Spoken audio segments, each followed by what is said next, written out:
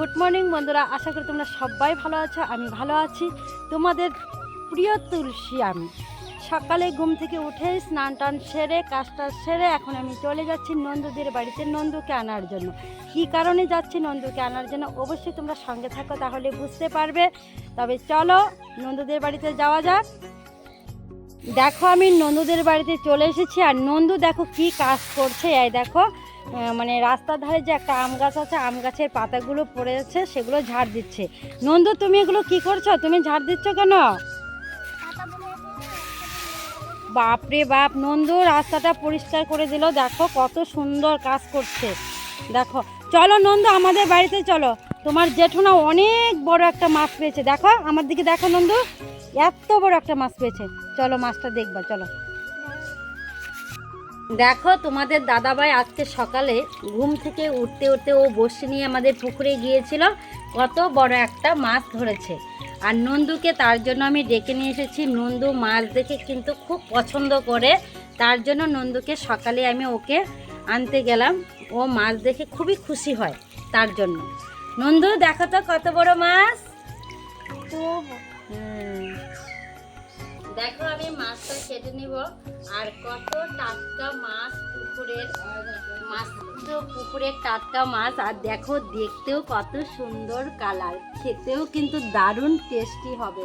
তবে এখন মাছটা আমি কেটে নিচ্ছি। আমি তো এত বড় মাছ কাটতেই পারি না গো, বাপরে। দেখো আমি মাছগুলো কেটে নিয়েছি, আর কত বড় বড় পিস হয়েছে। দেখো একদম বাজারের কেনা মাছ যেরকম করে কেটে দেয় সেরকমই কিন্তু কাটা হয়েছে মাছগুলো। আর এদিকে আমার ভাত হয়ে গেছে, রান্না বান্না কমপ্লিট, খাওয়া দাওয়া কমপ্লিট। মাছের ঝোল করেছি পাতলা আলু দিয়ে আর টমেটো দিয়ে। এটা হচ্ছে দুপুরের জন্য রেখে দিয়েছি, আর এটা রেখে দিয়েছি রাত্রের জন্য। তার জন্য এই ঝুঁইটা দিয়ে আমি ঢাকনা দিয়ে রেখে দিয়েছি, তাহলে তরকারিটা ভালো থাকবে। আর দেখো আমি রান্না করেছিলাম ডাল। তবে ডাল দিয়ে আর মাছের ভাজা দিয়ে সবার খাওয়া হয়ে গেছে। এখন অল্প একটু ডাল আছে, দুপুরে হয়ে যাবে। আর এদিকে মাছের ঝোল আছে।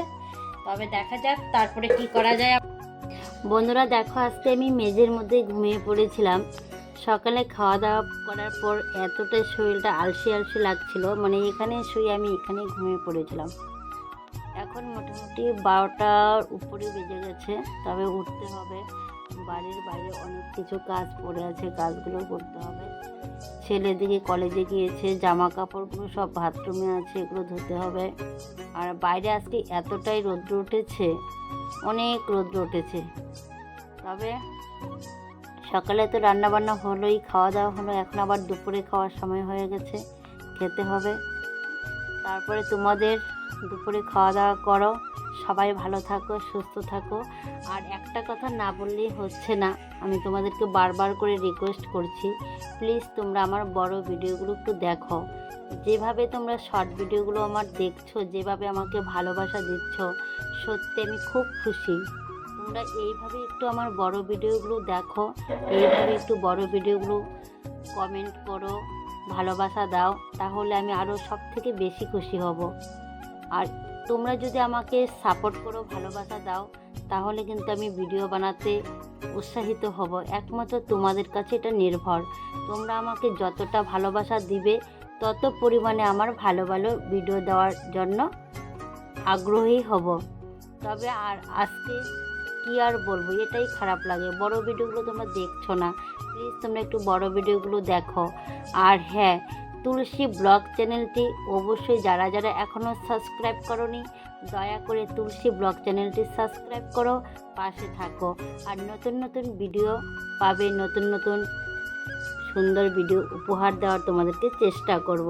ঠিক আছে, আজকের মতো তোমরা সবাই ভালো থাকো। এখন অনেকটাই কিন্তু 1টা বেজে গেছে, আবার দুপুরে খাওয়া দাওয়ার সময় হয়ে গিয়েছে। রাখছি, বাই, টাটা। আবার তোমাদের সঙ্গে দেখা হচ্ছে নেক্সট ভিডিওতে।